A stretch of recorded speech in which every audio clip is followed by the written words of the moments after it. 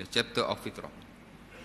Dan ada sebagian buku yang lain menamakan bab as-siwak wa khisal al-fitrah. Bab siwak dan fitrah. Karena dalam fitrah itu ada banyak ataupun ada beberapa hal, as-siwak adalah yang terutama. Jadi didahulukan dengan siwak. Jadi disebut siwak di situ. Babus siwak wa khisal al-fitrah. Ataupun babus siwak wal fitrah. Walau bagaimanapun, jika kita sebut bab fitrah, ia sudah memadai.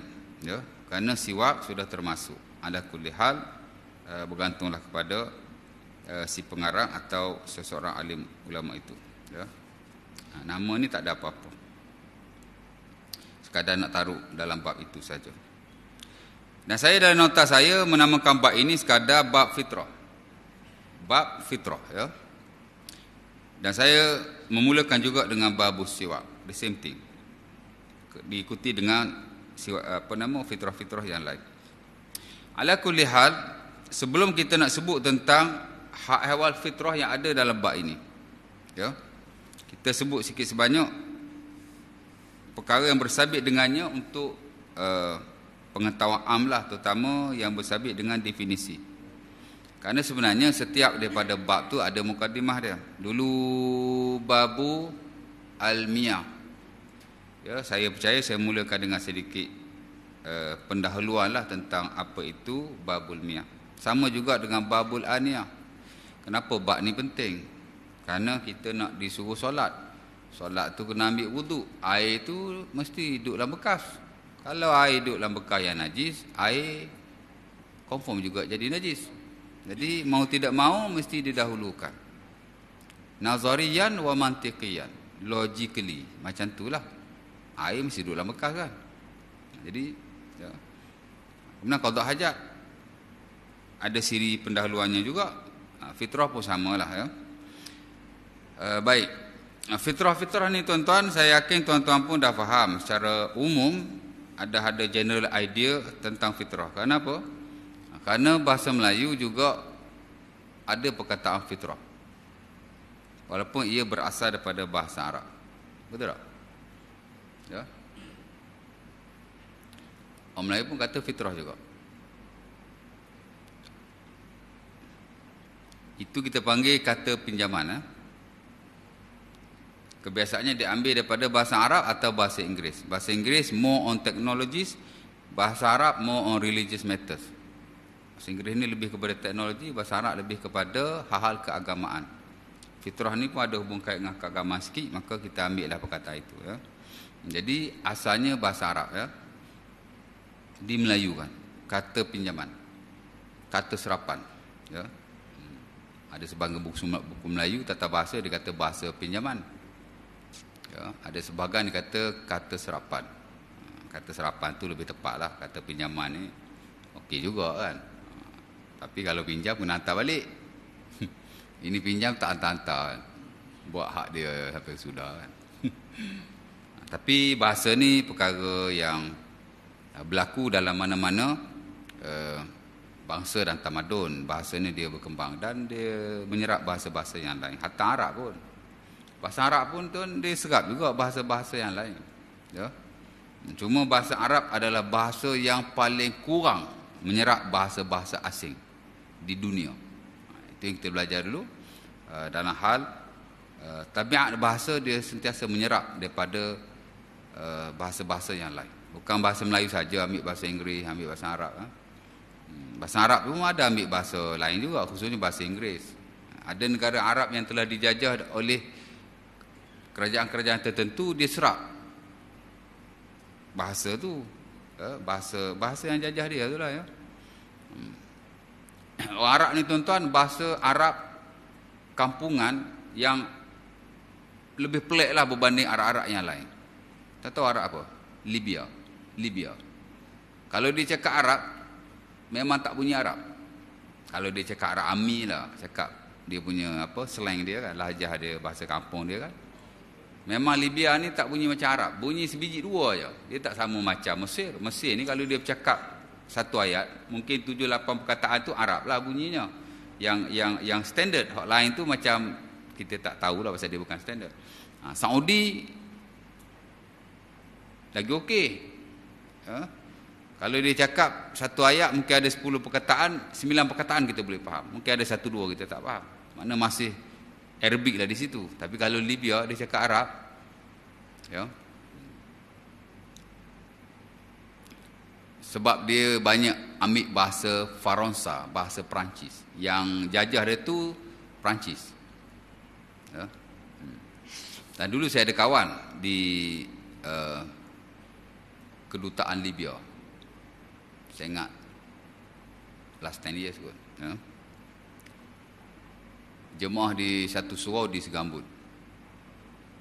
Dia baru berpindah ke sini jadi timbalan duta. Bukan timbalan duta, mana dia panggil apa ya? Macam pegawai kanan duta lah. Dia semayang di Korea tu. After kuliah dia nyembang dengan saya. Dia belajar Arab dulu kat mana kan. Lepas kita ada cakap Arab sebiji dua kan. Saya sembang dia. Dia ajak pergi pejabat dia. Pergi pejabat dia. Itu antara yang saya sembang dengan dia lah. Saya tanya Libya pasal apa? Bahasa Arab dia lain. Dia kata Libya ni pasal kita banyak ambil bahasa penjajah. Bahasa Faransa. Bahasa Perancis. Ya. Biasalah kan. Tapi kalau Arab yang standard, dia ada juga bahasa-bahasa yang lain. Terutama bahasa Inggeris. Kita tengok bila kita baca majalah, baca surat khabar, banyak dia serap bahasa-bahasa Inggeris. Terutama hak bersabit dengan teknologi pemakaian ya. Kalau jaket dia kata jakit, al-jakit. Dia ambil bahasa Inggeris juga kan. Tapi tak banyak lah, tak banyak. Bahasa yang paling bahasa yang paling banyak tak guna bahasa-bahasa yang lain. Bahasa Arab lah. Ya. Bahasa Melayu ni memang banyak bahasa luar, terutama Arab lah kan. Baik, jadi jadi fitrah ni bahasa Melayu pun guna, that is okay. Kebiasaan kalau tuan-tuan guna perkataan fitrah merujuk kepada apa? Merujuk kepada naluri, ya, merujuk kepada asal kejadian, betul tak? Merujuk apa yang ada dalam pemikiran kita, maybe. Ya. Itu kalau bahasa Melayu. Ya. Saya tak pastilah adakah kita menyerap perkataan fitrah dalam bahasa Melayu 100% sama macam fitrah yang ada dalam bahasa Arab. Saya rasa tidak ya. Dan ini hakikat yang berlaku bila kita menyerap sesuatu perkataan atau satu bahasa yang asing itu. Kadang-kadang kita serap, kita ambil perkataan dengan maksud dia sekali daripada bahasa itu. Tapi kadang-kadang tidak. Kita ambil perkataan tapi maksud kita ambil separuh. Kita ambil the total meaning of that word. Itu perkara biasa. Ya. Sebab itu tuan-tuan, kenapa Al-Quran kita tak boleh riwayatkan, kita tak boleh sebarkan, hatta kita tak boleh pindah-pindahkan dengan terjemahan, dengan translation. Tak boleh. Tuan-tuan baca buku, ada tak satu buku yang ayat Quran dia ada terjemahan saja. Firman Allah Ta'ala, lepas tu terjemahannya bla bla bla. Tak ada. Kebiasaannya dia akan buat mari teks Quran di sebelah, kemudian di sebelah baru dia akan translatekan. Ataupun di bahagian atas ayat Quran, bawah dia akan translatekan. Betul tak? Kita takkan jumpa satu buku agama yang Quran ni dia hanya buat mari maksud saja. Terjemahan saja, takkan ada lah. Kalau ada, mana dia punya penulis tu saya tak tahulah. Dia jenis apa. Ya. Sebab ia haram di sisi majoriti dan amat menyalahi prinsip penulisan. Of course lah dalam prinsip penterjemahan. Kita nak terjemah dulu. Saya memang boleh jadi certified translator. Ya. Saya dulu kawan-kawan ramai kerja di bahagian translation pun. Institut Terjemahan Negara Berhad, ITMB. Dia punya CEO memang kami punya dekan dulu. Ya. Datuk K. Ngadiron tu. Dr. K. Ngadiron kan. Dan banyak budak-budak UIA bekerja di situ. Saya dulu pun nyaris-nyaris ni ada translator. Kalau tak ada ustaz jadi translator lah. Pasal member memang dah ambil resume apa semua kerja di situ. Jadi saya dah dapat diploma untuk pendidikan. Dia nak suruh saya jadi part timer. Saya malas.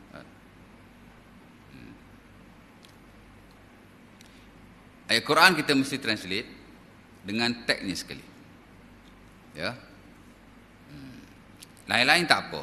Hadis Nabi kita nak translate saja. Tak ada the original text. That is okay.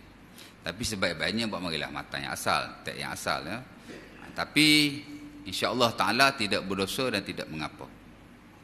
Melainkan kalau hadis-hadis Nabi yang bersifat ta'abudi, yang bersifat ibadah seperti lafaz-lafaz zikir, itu kena bawa mari teks yang asal. Tapi kalau selain daripada itu, tak apa.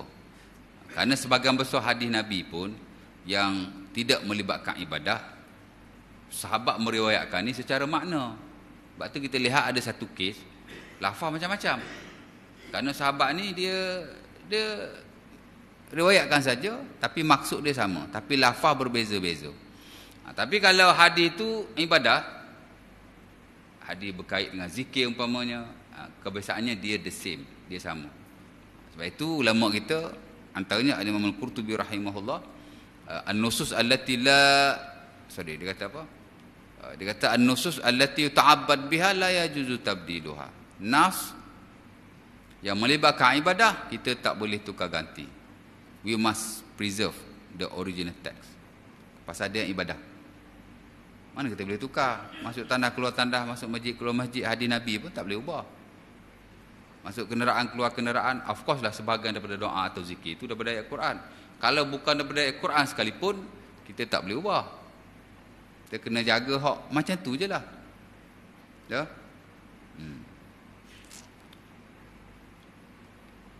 Tapi kalau hadis-hadis yang melibatkan penceritaan, hikayat, kisah-kisah tertentu, kesedaran, akhlak, kita boleh meriwayatkan dengan maksudnya saja.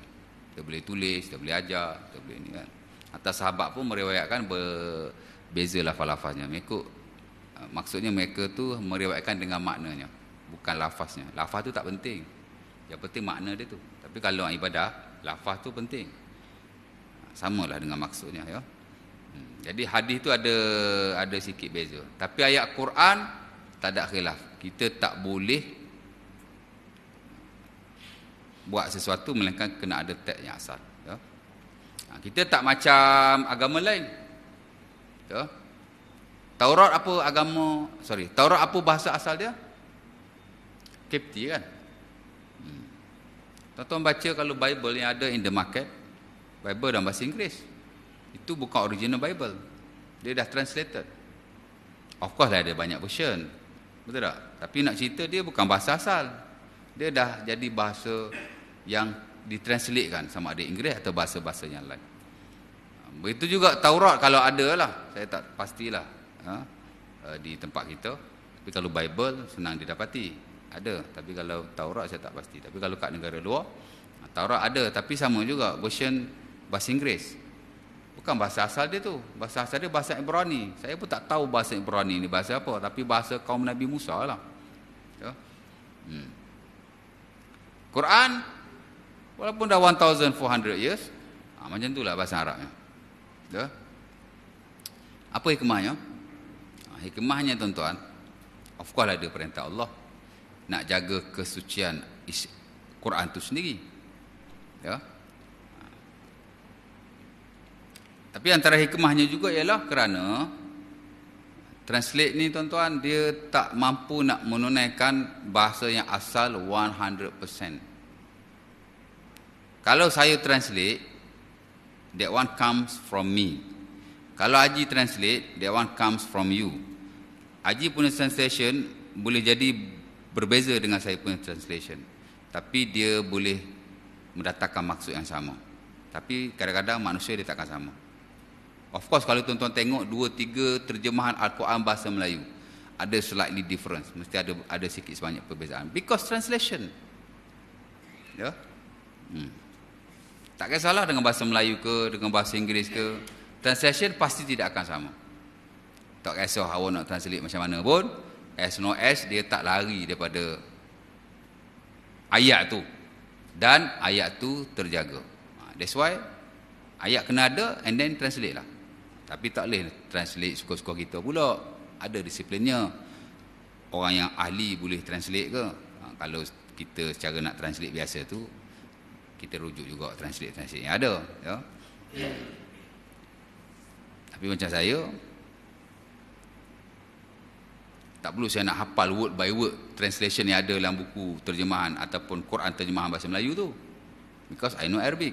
Saya boleh je translate mengikut apa yang saya tahu, tapi tak boleh larilah daripada ayat tu, ya. Dan siapa-siapa yang ada kemahiran bahasa Arab untuk translate dia boleh translate, that is okay. Sama juga dengan tafsir, lain-lain tafsir, lain-lain. Pasal tafsir come from you, tapi Quran from Allah. Translation come from you, Quran come from Allah. Ini nak kena beza, ya? Of course lah tuan-tuan, dia tak mampu nak menunaikan. Kadang-kadang ayat yang berbeza ataupun perkataan berbeza tapi diterjemah dengan terjemah yang sama, ya, ada juga. Tuan-tuan tengok terjemah bahasa Melayu, kalau inna sesungguhnya, kalau innama pun sesungguhnya juga. Pasal itu je perkataan Melayu yang ada. Sedangkan inna lain, innama lain. Kita belajar dalam balaghah tak sama. Ya. Dia tak mampu nak menunaikan, ya. That's why bab mari teks yang asal kemudian baru diterjemahkan, ya. Nak cerita begitulah. Sebab itu perkataan-perkataan yang kita serap daripada bahasa Inggeris, serap daripada bahasa Arab, kadang-kadang kita serap 100% maksudnya, kadang-kadang kita tak serap semua. Kita ambil perkataannya, maksudnya mungkin sebahagian, tapi sebahagian maksud yang lain tertinggal dalam bahasa yang asal, ya. Kadang-kadang ada juga kita ambil perkataan aja, maksud totally different yang ada dalam bahasa kita dengan yang ada dalam bahasa berkenaan, ya. Sebab tu serapan ni untuk kegunaan kita, bukan untuk kegunaan bahasa yang asal tu. Dia nak guna dalam bahasa dia gunalah kan, itu bahasa asal dia. Tapi bila kita dah translate, dia melihat kepada tabiat kita sendiri pula, dia tengok macam tu, ya. Jadi fitrah ni saya ingat mungkin dari sudut bahasa kita ambillah perkataan fitrah tu daripada bahasa Arab, mungkin kita ambil maknanya juga tapi tidak keseluruhan, dan dari sudut syarak juga, ya, dari sudut istilah. Kerana fitrah ni dia banyak maksud, ya. Ala kulli hal, fitrah secara bahasa tuan-tuan, dia agak berbezalah dengan secara syarak, ya, dari satu sudut lah, ya. Di mana fitrah ni asal maksud dia ialah pecah-pecah. Bila kita memecahkan sesuatu, itulah fitrah. Sebab tu kalau kita tengok dalam Quran, ada ayat yang Allah Ta'ala sebut perkataan yang kata dasarnya fatara, daripada fitrah, tapi dia merujuk kepada pecah. Tuan-tuan tengok dalam surah Al-Infitar, idza samaa'u fatarat, idza sama' infatarat. Infatarat tu daripada perkataan fatara, fitrah. Bila langit-langit itu telah fitrah. Faham? Tak faham kan? Bila langit itu telah pecah. Al-fitratu asyaq lughatan. Fitrah secara bahasa maksud pecah. Benda tu kalau pecah makna fitrah, ya. Ada dua kan, satu surah Infitar, idza sama'u fatarat, satu surah Insyiqaq, idza sama'u syaqqat. Sama saja, infatarat makna insyaqqat, makna bila benda tu berpecah, ya. Tuan-tuan tengok dalam surah Yasin, wa maliyal bukan Yasin, dia maksud fitrah yang syarak, ya. Apa lagi fitrah yang bahasa? Surah Al-Mulk. Atau baca surah Al-Mulk tu, ayat yang ketiga tu, summarji'il basara hal tara min futur, summarji'il basara karratain yanqalib ilaikal basaru khasi'an wa huwa hasir, summarji'il basara hal tara min futur. Kemudian Allah Ta'ala kata, kamu lihat ke langit, kamu nampak tak pecah-pecah yang ada di langit? Futur, summarji'il basara hal tara min futur. Futur tu daripada fitrah. Kamu nampak tak fitrah yang ada di langit? Fitrah maksudnya pecah. Ada nampak pecah kat langit? Tak ada kan? Allah Ta'ala kata, mu tengok berkali-kali di langit. Langit tu dia perfect, cantik aja. Tak ada futur, tak ada pecah lah. Futur ni makna pecah, daripada fitrah lah tu, ya.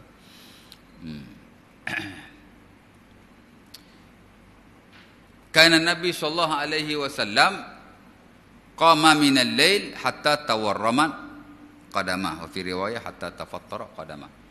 Kata Mughirah dalam Sahih Bukhari, Nabi SAW solat sampai fitrah kedua-dua tumitnya, ya. Qama Rasulullah minal lail, atau kana Nabi yaqumu minal laili hatta tafattarat qadamah. Nabi SAW sembahyang malam sampai fitrah tumitnya. Tafattarat qadamah. Tafattarat ni daripada fitrah lah. Kata dasar dia fitrah, fatara. Ya. Jadi apa maksud di situ? Nabi SAW solat sampai fitrah lah tumitnya. Mana pecah?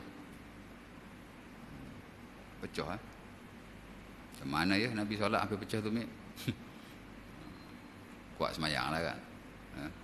Mana fitrah secara bahasa, mana pecah ya. Itu digunakan oleh orang Arab ya. Adapun secara syarak tuan-tuan, ia merujuk kepada banyak maksud yang saya lihat. Ya. Sebahagiannya tu kita ambil lah fitrah tu daripada bahasa Arab tu, yang syarak daripada istilah Arab yang syar'i itu kita ambil. Fitrah kita guna ni adalah sebahagian daripadanya memang kenalah dengan makna bahasa Arab. Jadi kita bukan hanya mengambil perkataannya, tapi juga kita mengambil maknanya walaupun tidak keseluruhan. Kerana fitrah-fitrah dalam bahasa Arab hatta dalam syarak ni dia ada banyak maksud ya. Kadang-kadang ia merujuk kepada naluri kemanusiaan. Ya. Saya tak pastilah kita boleh sebut fitrah tu merujuk kepada naluri atau tidak. Maybe fitrah kita naluri. Mungkinlah. Ya.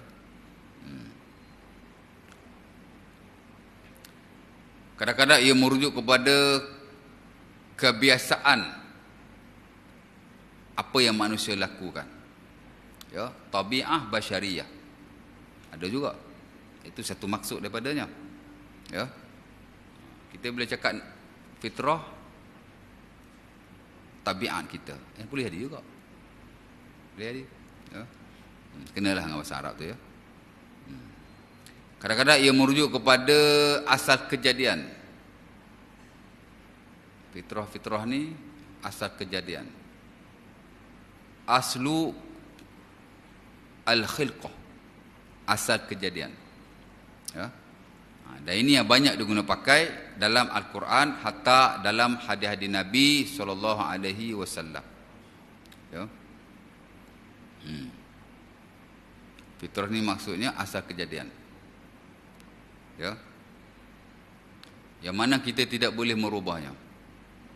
Dan Allah Ta'ala melarangnya. Aslu al-khilqah ataupun al-bada'ah fil khalqi. Mana bila Allah Ta'ala buat sesuatu, dia buat dengan fitrah dia. Dia ada asal kejadian dia. Ya. Bukit ada fitrah dia, tumbuh-tumbuhan ada fitrah dia, ya. Sungai ada fitrah dia, laut ada fitrah dia. Haiwan-haiwan yang ada ni ada fitrah dia. Hatta manusia pun ada fitrah dia, yang mana kita tak boleh ubah. Ya. Dia sunnatullah. Bila kita ubah, habislah. Zaharal fasadu fil barri wal bahri bima kasabat aydin nas. Zahirlah kemusnahan di atas muka bumi kerana tangan-tangan manusia. Antaranya ialah kerana mereka merubah fitrah yang ada pada persekitaran mereka. Ya. Hari ni banyak berlaku banjir kan. Pasal apa? Pasal antara tempat tadahan hujan ialah bukit. Tapi bukit dah banyak gondol. Ya. Ialah kita nak guna dia punya tanah tu kan. Kita belajar dalam sains, Allah Ta'ala ni punya cerdik, dia buat hujan. Semakin tinggi awan ni bila dia pergi ke tempat yang semakin tinggi, dia semakin berat. Semakin tinggi, semakin berat. Semakin tinggi, semakin berat. Sampai satu tahap, dia turun. Memang hujan ni dia banyak turun di tempat tinggi. Lebih tinggi tempat dia pergi, tanah tu dia akan semakin berat, semakin berat. Sebab tu Bukit Bukau ni dia memang tadahan hujan. Kita ada loji dekat apa nama dekat Selayang tu kan, kawasan Bukit Bukau tu yang nak pergi lepas Sungai Tua tu kan. Itu loji, ada loji air situ, kita air banyak ambil situ juga.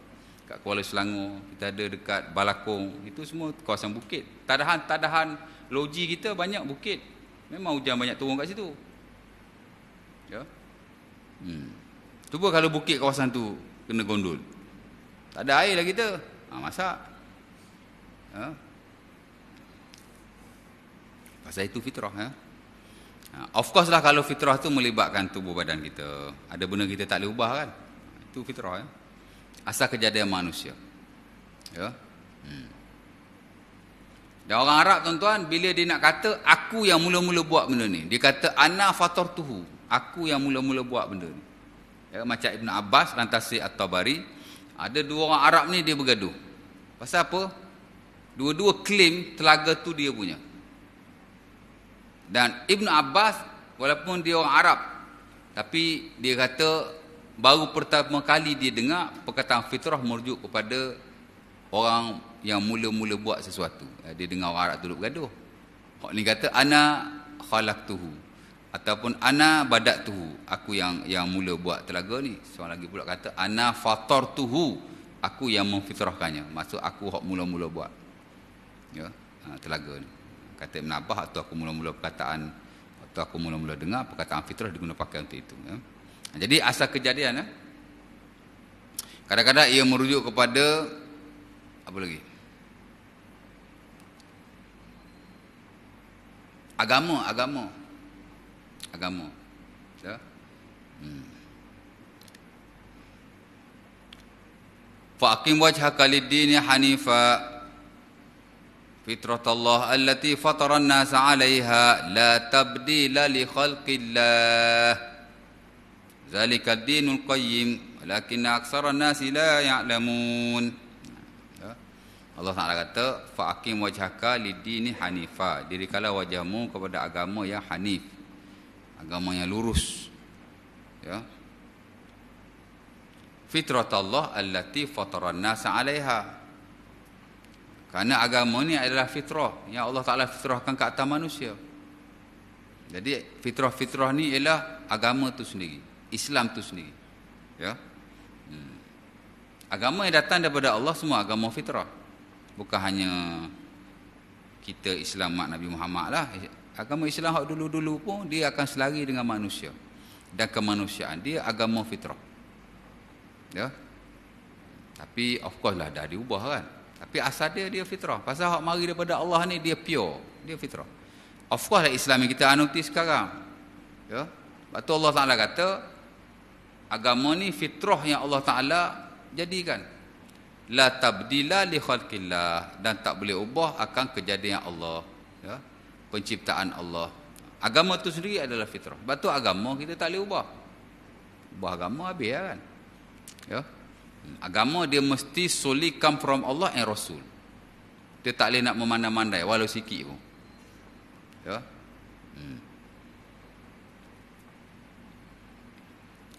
Ada benda kita boleh bincang. Pasal manusia dia sentiasa berkembang. Ya. Tapi ada benda dia fix. Ya. Adalah tata caranya. Tapi tak boleh ubah. Kalau kita ubah, hancur. Ya. Fitrah juga kadang-kadang merujuk kepada sunnah. Fitrah juga. Ya. Dan of course lah, fitrah yang ada dalam fiqh memang rujuk kepada sunnah. Tapi sunnah-sunnah yang ada pada tubuh badan kita. Jadi dalam banyak-banyak maksud fitrah tu, yang kita belajar dalam fiqh ni hanya satu maksud saja, itulah fitrah yang merujuk kepada sunnah Rasulullah SAW yang ada pada badan kita, yang mesti kita pelihara. Jadi sunnah saya sebut ada banyak maksud kan. Naluri kemanusiaan, tabiat kejadian atau kemanusiaan itu sendiri, ya. Asal kejadian makhluk, ya. Agama, dan mungkin lagi ada maksud-maksud lain. Saya lihat banyak maksud fitrah ni, ya. Ada buku tafsir yang hurai perkataan fitrah bila dia lalu ayat fitrah. Kerana dalam Quran Allah Ta'ala sebut perkataan fitrah 19 kali. Allah mention the word of fitrah in Quran 19 times. 19 kali. Okay, banyak jugalah. Jadi bila lalu ayat fitrah dihurai apa semua kan. Dan of course lah memang ada ulama yang karang buku khas tentang fitrah. Dan dalam fiqh ada ulama yang memang menghuraikan fitrah secara panjang lebar, terutama buku-buku fiqh encyclopedia. Macam buku saya baca dan rujuk ialah buku yang ditulis oleh Syekh Muhammad Dibian bin Dibian. Pok nama Dibian, anak pun nama Dibian. Dia ada buku Encyclopedia Fiqh of Purification. Dia ada buku Mausu'ah Fiqh Toharoh, antara buku yang amat komprehensif sekali, ya. Very detail dia cerita. Saya pun tak boleh nak ingat habis, ya. Tapi dia sebutlah maksud-maksud fitrah di situ. Jadi ada banyak maksud fitrah. Fitrah yang akan kita bincang dalam fiqh hanya satu sudut saja. Itulah fitrah yang merujuk kepada sunnah Rasulullah SAW yang berkaitan dengan apa yang ada pada badan kita yang mesti kita pelihara. Dan dia berkisar kepada beberapa perkara saja. Paling banyak pun yang ada dalam buku fiqh ni ada 10 tajuk. Ya. Kebiasaannya 5 atau 6 saja. Cuma ada hurailah hak lain itu sikit-sikit. Tapi ada tajuk-tajuk core dia. Tajuk-tajuk hak basic, hak penting dia. Antara nombor 1 ialah as-siwak. Itu fitrah. Dan dia adalah bab yang pertama yang kita belajar dalam bab fitrah. Tahu siwak? Cuci mulut lah. Ya. Yang kedua ialah al-khitan. Al-khitan. Ya. Khitan ni apa ya? Sunat lah. Sunat betul. Sunat kan? Sana kita guna perkataan sunat je. Sunat-sunat ni makna sunnah kan? Jadi sunat potong pula kan? Saya tak tahu. Ambil perkataan Arab tapi tak ambil maksud Arab. Betul tak? Ya? Sunnah-sunnah ni adalah banyak maksudnya. Sunnah Rasulullah, jalan Rasulullah, amalan Rasulullah.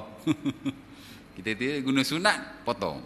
Tak tahu. Kita ambil perkataan Arab, tapi kita tak ambil makna tu. Kita buat maksud kita sendiri. Kan? Sebab tu kita tak boleh pakai sangat bahasa-bahasa lain. Kalau rujuk dalam bahasa Arab ni, kena tengok teks Arab betul. Ya? Tapi dalam konteks Melayu okey je. Tapi ingat bahasa standard pun tak panggil bersunat kot. Bersunat lah bahasa Melayu. Haji? Tak tahu kena cek kamu dewan. Melayu pun kalau yang standard berkhatan. Berkhatan. Kalau Arab khitan. Khitan. Khotan saya tak tahu. Tapi Arab dipanggil al-khitanu. Seumpama yang adalah hadis Nabi lah. Ya. Al-khitan. Bersunat, potong. Dah ada dalam bahasa Melayu bersunat. Saya pun panggil bersunat jugalah. Tak salah kot insyaAllah. Lagi qassu syarib. Ni misai ni. Trim. Tapi saya cukur terus. Ramai yang cukur terus kan. Okey, dapat pahala insyaAllah. Imam Ahmad rahimahullah dia cukur terus. Ya. Ada sebagai riwayatnya. Tapi yang paling bagus trim. Ya. Qas ni makna potong. Qas bukan makna cukur.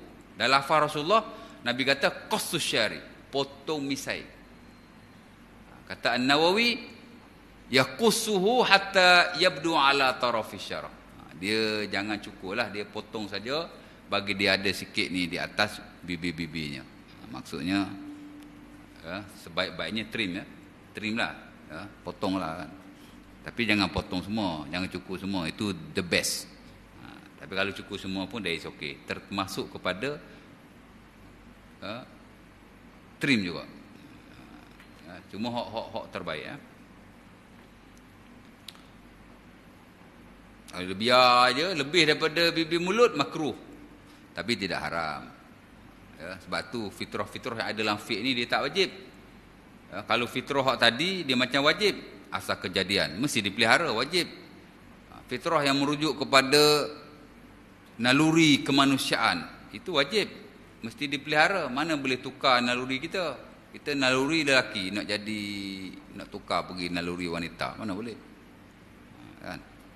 Fitrah ni sifat kemanusiaan dari sudut nak tahu ketuhanan, tu satu fitrah juga, wajib. Fitrah ni banyak merujuk kepada wajib lah. Tapi kalau fitrah dalam fiqh ni sunat, kerana dia benda-benda yang ada pada tubuh badan. Yang kalau kita pelihara, that is good. Tapi kalau kita tak pelihara, ada setengah-setengah tu boleh bawa haram lah. Tapi sebagian besar daripadanya tidaklah haram di sisi majoriti. Makruh saja. 3 kan? Ni saya bagi secara am lah. Kemudian janggut.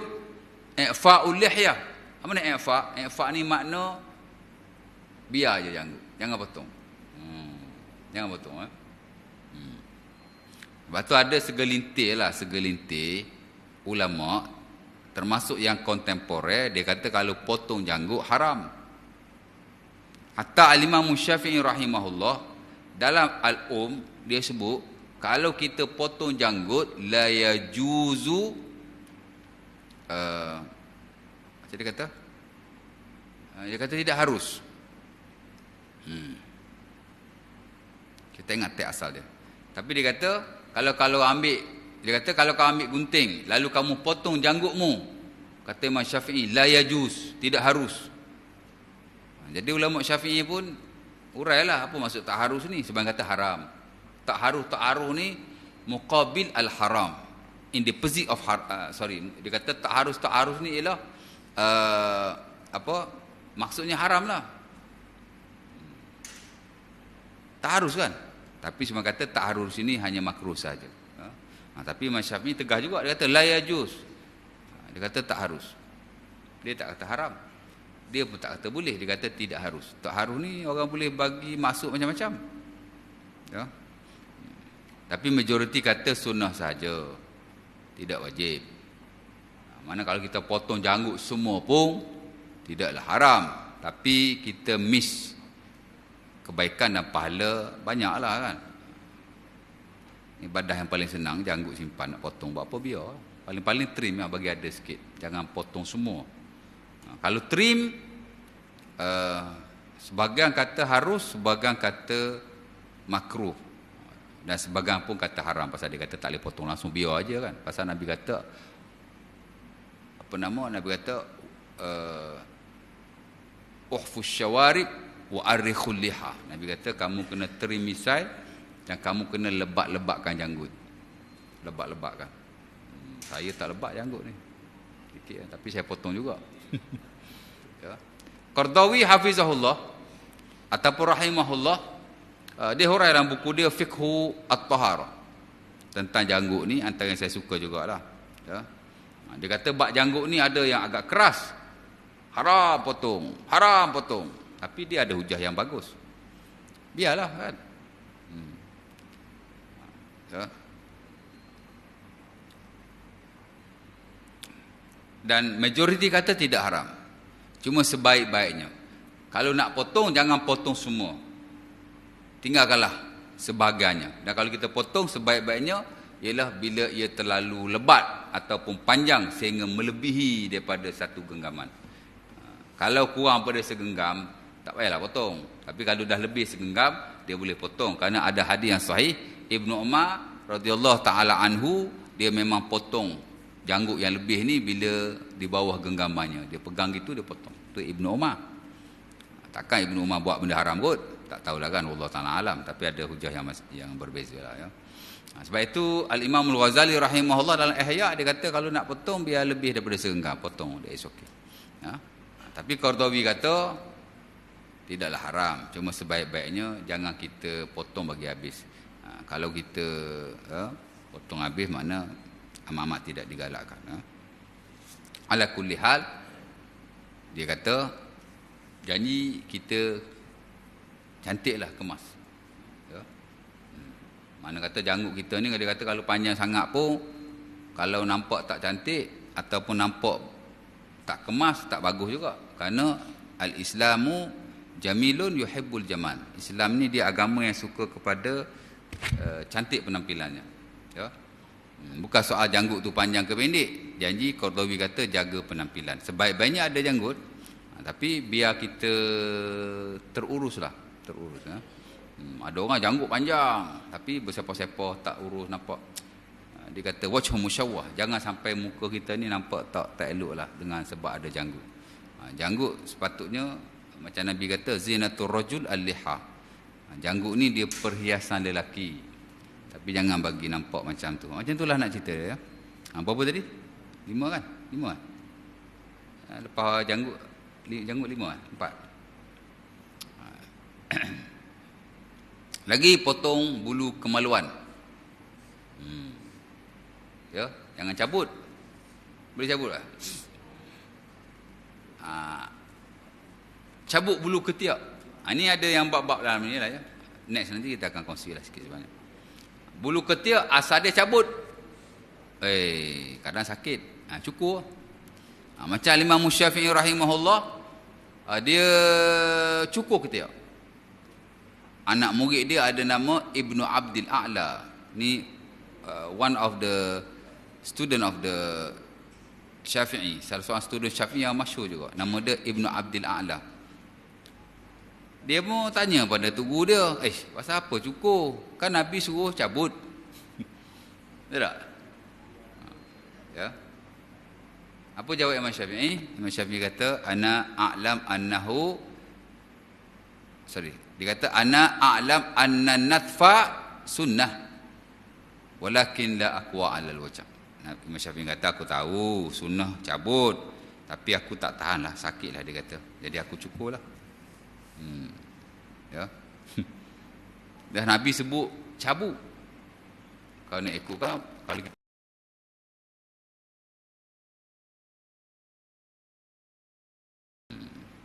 cabut bagus, tapi kalau cukur kesan dia sama dengan cabut. Benda tu tidak ada. Jadi dapat pahala. Ya.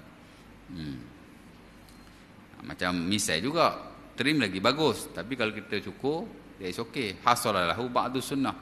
Kalau tak dapat full mark pun dapatlah pahala sunnah. Janji misai tu tak dibiarkan. Dia tak boleh misai. Dan ada juga segelintir ulama tuan-tuan yang kata misai dah janggut ni hari ni sudah tidak sunnah lagi.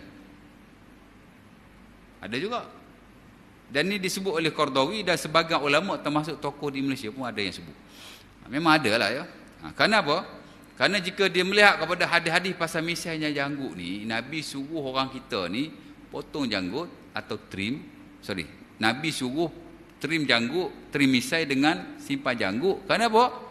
Kerana mukhalafatul musyrikin. Setengah riwayat mukhalafatul majus. Kerana Nabi tak nak bagi sahabat-sahabat dia, umat Islam ni sama dengan orang majusi dan orang musyrikin. Di mana orang musyrikin ni tuan-tuan, dua-dua dia simpan. Janggut dia simpan, misai dia simpan.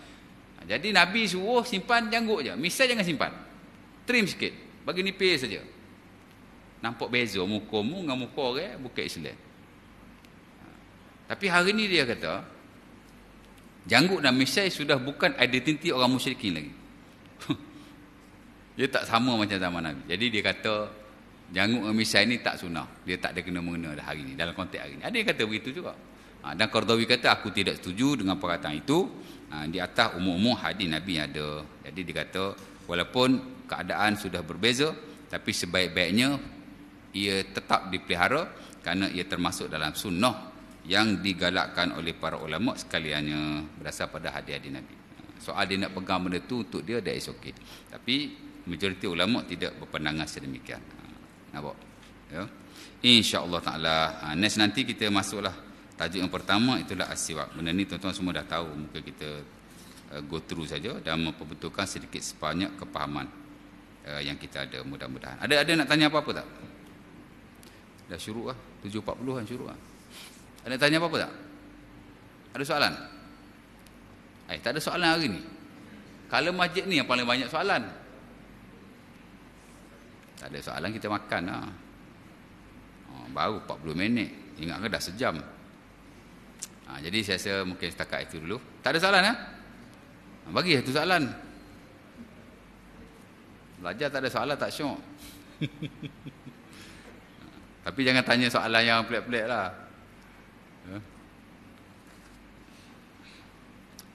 Okey, dan saya kira tajuk fitrah ni tajuk yang menarik juga. InsyaAllah ta'ala bila kita belajar nanti ya.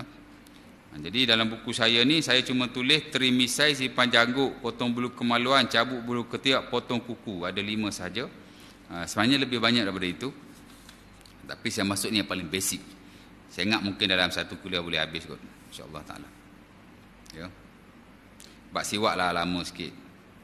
Mungkin lebih satu kuliah. 2 kuliah lah mungkin ya. Siwak 1 kuliah, hotline itu 1 kuliah. InsyaAllah ta'ala. InsyaAllah. Aku lukul hazar. Assalamualaikum warahmatullahi wabarakatuh. Kita tutup majlis kita dengan tasbih kafarah dan surah Al-As.